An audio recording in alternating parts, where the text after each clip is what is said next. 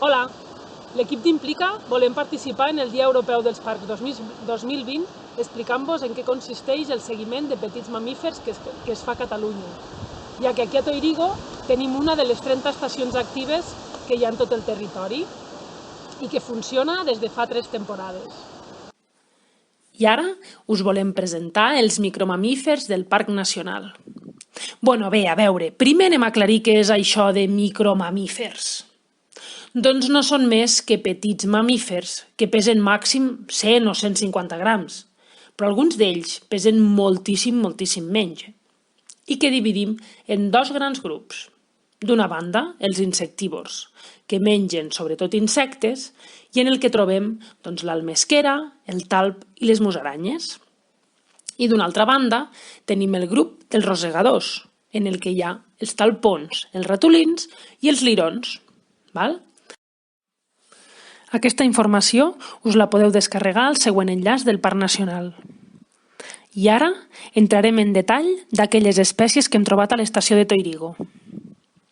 Dins dels talpons, de musell arrodonit i orelles i cua més curta que els ratolins, tenim el talpó roig, de pèl rogenc i que capturem molt sovint. I molt menys freqüentment trobem el de tartera, griseny i de bigotis llargs per ubicar-se en el medi rocallós en què viu. I els ratolins, ja ho veieu, amb el musell una mica més punxegut i les orelles i la cua més llargues. En aquest cas trobem el de bosc i el lleonat. Les musaranyes són les més petites de tot l'equip i amb un musell ben punxegut.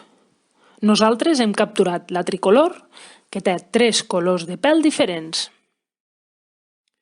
I aquí ens apareix la rata cellarda, que la distingirem fàcilment pel seu antifaç negre i una cua que sembla un pinzell. 2 estratègies per defensar-se dels depredadors. I el liró gris, que ens recorda un esquirolet i sempre va pels arbres, buscant avellanes, aglans, fagetes. I sabeu què fa l'hivern? Doncs dorm per passar els mesos més freds. Com s'ho fa?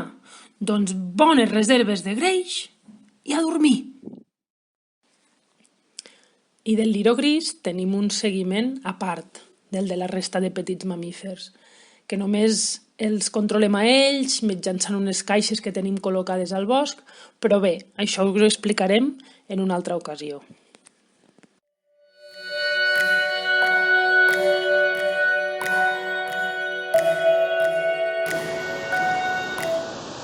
En què consisteix el treball i quin és el mètode que utilitzem? Doncs simple. La parcel·la és sempre fixa. En aquest cas, és un tram de bosc i tenim 36 punts que són sempre els mateixos i on col·loquem 2 tipus de paranys, o bé Sherman o bé Longwood. Tots 2 fan només captures en viu, mai es mata l'animal. I com el preparem? Doncs posem una mica de cotó que farà un cau a l'animal i el protegirà del fred durant la nit i posem l'esquer. Anem a buscar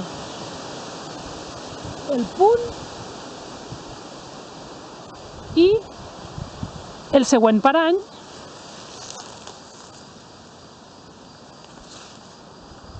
en el següent punt de control. El mostreig es fa a la nit, primera hora de la nit i a primera hora del matí, durant 4 dies.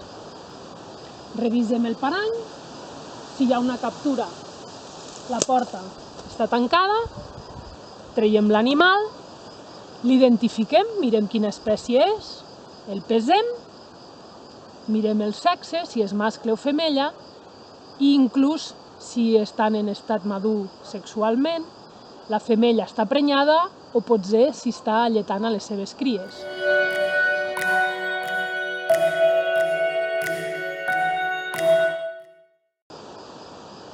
Per què els petits mamífers? Doncs perquè són un element clau en els ecosistemes. Per un costat, són presa de carnívors com les busteles, les martes o els rapinyaires nocturns. I d'altra banda, ells són predadors d'invertebrats, cucs, cargols i també fruits que després dispersen i alhora responen molt ràpidament als canvis ambientals. Per tant, són molt bons indicadors del canvi climàtic. Com són difícils de veure perquè s'amaguen molt bé i fan vida a la nit, haurem d'estar molt atents als rastres que ens puguin deixar i indicar la seva presència, com per exemple una pinya rosegada per un ratolí, una avellana trencada per un liró gris o un talpó roig, o bé un cargol que ha intentat obrir un ratolí. I tot això ho podrem anotar a la nostra llibreta de camp, que molt bé ens han explicat la Montse i el Francesc.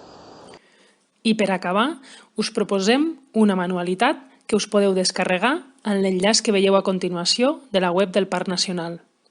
Es tracta d'una titella de dit ideal per fer a casa en família.